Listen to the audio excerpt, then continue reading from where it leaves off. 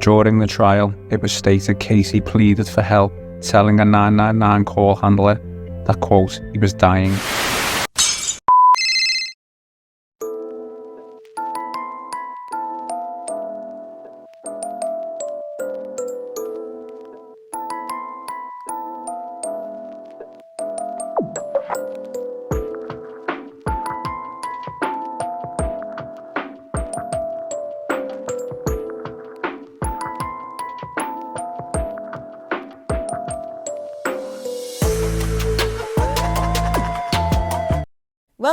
Welcome back. I'm Kasey and this is A Wicked World. The story I have for you today is about a much older woman who fell for a teenager and immediately began to poison him with her toxicity. And she would continue to ruin this young man's life up until the day he was killed. This is the story of Kasey Anderson. Kasey Anderson was born on April 8, 1998, to his father, Graham Anderson, and his mother, Leslie Tobin. He was the oldest of 4 children and lived with his family in Liverpool, England. Kasey was a talented football player, and he also loved fishing. He was said to be happy and kind-hearted. Now, Kasey had been in a relationship with his high school sweetheart when it abruptly came to an end in 2016, when he was 18. After the split, he was very vulnerable, and it was then that he would begin dating a much older woman named Natalie Bennett. Kasey was just 19 at the time, and she was 42. Natalie lived in the same neighborhood as Kasey and his parents, and she was well known. But not in a good way, because as soon as Kasey began to date her, his parents said that they were mortified. Natalie was an alcoholic as well as very manipulative. Additionally, she had 4 children, one of them being very close in age to Kasey. It wasn't long after the pair met that Kasey's personality began to drastically change. His joyful personality soon began to shift, and according to his parents, the light in his eyes was gone. Kasey also had never previously drank or used any drugs, and now he was indulging in both. Then he began to show up at his parents' house with black eyes and bruises. But he would tell them that he had just fallen off his bike or slipped while he was outside. One time, he even said that he just walked into a door. His family would plead with him to end things with Natalie, but Natalie would convince him that his parents just didn't love him and didn't want him to be happy. In fact, the more they begged Kasey to leave her, the more she dug her claws into him. Kasey's sister Molly even pleaded with him and told him if he did not leave Natalie, she was likely going to kill him at some point. But gradually, Natalie alienated him from everyone he loved. Then in early March of 2022, Kasey, who had just recently gotten a new job as a package courier, spent some time with his family, and he seemed to be doing well. Unfortunately, that was far from the case, and on March 11th, Kasey's father, Graham, received a phone call saying that his son had been rushed to the hospital with life-threatening injuries. Earlier that day, around 5:30 p.m., neighbors said that they heard raised voices coming from Natalie's home. About 45 minutes after that, Kasey was banging on their front door, pleading for help, and they immediately called police. Kasey, who had been sitting on the neighbor's doorstep, also rang emergency services himself and said that he'd been stabbed. During the call, he repeatedly told the operator that he was dying, but claimed that he had no idea who had stabbed him or where they had gone. The emergency operator would say that many of Kasey's answers were incoherent due to him vomiting from the severity of his injuries. And since Natalie could be heard in the background of the call, the operator asked to speak with her. When she was handed the phone, she would say that Kasey had stab wounds all over him, some of which were a bit deep. However, she claimed she had no idea how he had gotten any of them, and he had actually just come to her house like that. Kasey would be brought to Aintree Hospital, where he was found to have suffered superficial slash wounds to his neck, right shoulder, lower back, and left forearm, as well as a shallow stab wound to his right lower leg. He had also sustained a deep stab wound to his chest, which damaged his left lung and heart. When Kasey had first arrived at the hospital, he had been rushed into what they hoped would be life-saving surgery. Once he was out, things looked hopeful at first, and his family and friends spent the next 2 weeks by his bedside. Unfortunately, however, every time doctors tried to wake Kasey, he would suffer a seizure. A brain scan would show that there was no hope of recovery, and on March 31st, Kasey's life support was removed. Now, as I had said, Natalie claimed that Kasey had just shown up at her home on Carr Lane East like that. She said the first time she had seen him that evening was when she had found him banging at the neighbor's door asking for help. She then refused to give detectives any additional information during her interview. Luckily, police were able to recover Ring video doorbell footage from a neighbor's home, and it showed Natalie holding a knife near the seriously injured and distraught Kasey's head. In the footage, she's seen either holding it very close by his head or striking him with it yet again. It's difficult to tell. However, Natalie is heard then calling Kasey a rat. She was still angry with him after she had already stabbed him in his heart. Crime scene investigators additionally found a clump of Natalie's hair on the floor of her home, which looked like it had been forcibly removed from her head. A number of knives were also found in the kitchen sink, but there was not blood on any of them as they were sitting in a pool of water. Her house also smelled very strongly of cleaning fluids. Natalie Bennett would stand trial in November of 2023 at Liverpool Crown Court,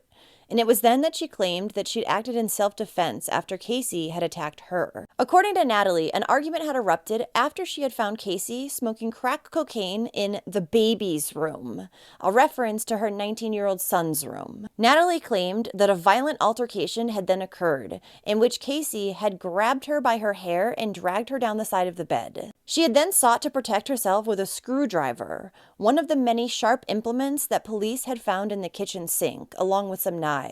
The screwdriver had just been used to affix some new blinds to the bedroom. But the incident had continued downstairs, where Kasey apparently pulled Natalie's hair out and, according to her, tried to poke her eyes out as well. Around that time, Natalie's friend Claire Smith arrived, and according to her, this only angered Kasey further, making him then kick her in the stomach. This had caused Natalie to wet herself. She said she was then left on the floor by the sink before she grabbed a knife. She described how she had swung the weapon because she was scared of Kasey and scared of what he was going to do to her. She stated that she aimed a blow with the blade just once because Kasey was shooting his mouth off. After that, they ended up outside for some reason. But it was apparent that a cleanup had happened inside her home after the attack. But according to Natalie, this was just because she was cleaning up her own pee off the floor because she was embarrassed. When asked why she had called Kasey a rat in the aftermath, as captured on CCTV footage, Natalie claimed it was not because he was reporting the attack to emergency services. Then when Natalie was asked on the stand if she had previously seen Kasey with black eyes, she claimed, "Kasey's a drug dealer. He's not a quiet thing. He uses weapons." She also said that Kasey would sometimes flip and become very paranoid, causing him to go nuts. She also recounted several stories in which he had assaulted her, including throwing a mobile phone at her and pushing her down a set of stairs. However, she denied any allegations that she had previously hurt him. According to Natalie's defense, she was an alcoholic, had a number of personality disorders, and PTSD. Though I'm not sure why any of that would matter if it was just self-defense when she killed Kasey. When asked what her intent was, Natalie claimed that it was not to hurt him. She said, "I loved him. I still do. I was scared. I wouldn't hurt him. No chance." Kasey's mother, father, and his aunt who had helped to raise him were all called forward to give evidence. And all of them reported either witnessing Natalie attack Kasey in the past, or they'd been told by Kasey about her assaults on him. Kasey's aunt, Denise Anderson, would call her a manipulator and a groomer. Denise recalled one occasion where Natalie had come to her house during lockdown in 2020, and Kasey was living with her. Denise had been busy cleaning upstairs when Natalie had come to the front door and rang the doorbell. Then she immediately heard Natalie begin to shout. Kasey had answered the door and then gone out onto the porch to talk to her, and all Denise could hear him saying through Natalie's shouting was, "Yeah, and okay." Then, as Denise was coming down the stairs, she saw Natalie arch her head back, looking like she was about to headbutt Kasey, but instead, she spat in his face. Denise had then told her that she was going to contact the police, but Natalie just laughed at her. Denise also claimed that she had seen her nephew with injuries at least 7 or 8 different times. There was also a time in February of 2022 when Kasey had come home, and instead of saying hi to his aunt as he normally did, he immediately went to his room, closed his door, and began sobbing. When his aunt finally saw his face, he was completely battered. According to her, his face was so swollen it looked like Elephant Man, and he also had scratches all over him.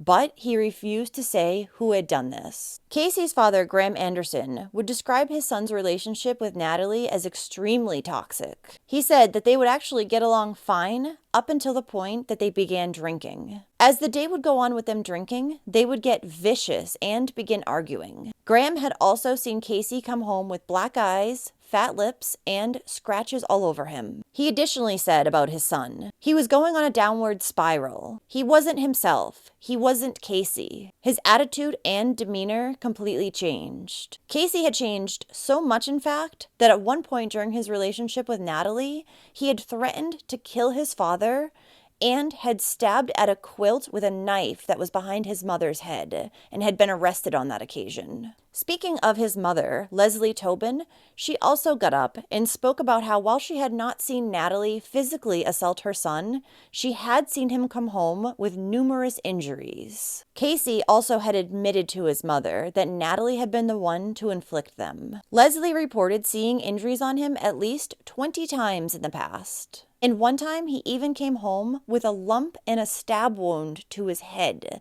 but refused to go to the hospital. At the end of Natalie's trial, the jury would find her guilty of Kasey's murder. And while his family sat in tears when the verdict was delivered, Natalie showed no emotion whatsoever. She would then be sentenced to life behind bars with a minimum of 18 years. Kasey Anderson's funeral took place on May 10, 2022, at Our Lady Queen of Martyrs Catholic Church. A horse-drawn carriage led Kasey's coffin to the church, while a hearse carried the message, "Gone fishing." Kasey's family would say about him, "We miss our crazy Kasey. He was a huge part of everyone's lives. Every single person who met him has a story to tell. He always made everyone laugh and left a mark on everyone he met. Our hearts will be broken forever. He did not deserve a second of this.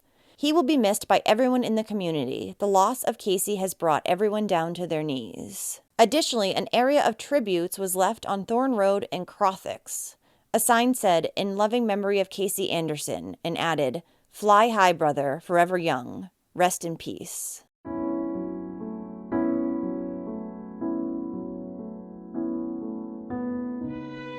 Thank you for listening to Kasey's story today. This relationship seemed extremely toxic on both sides. And I don't doubt that Kasey had also gone after Natalie a few times, since he had threatened both his parents as well when he was drinking. But that doesn't make what Natalie did to Kasey any less heartless and horrific. Not only was she chasing after him and screaming at him after she had already stabbed him in the heart, but then she also cleaned up the crime scene and tried to lie her way out of it after she stabbed and killed someone she supposedly loved.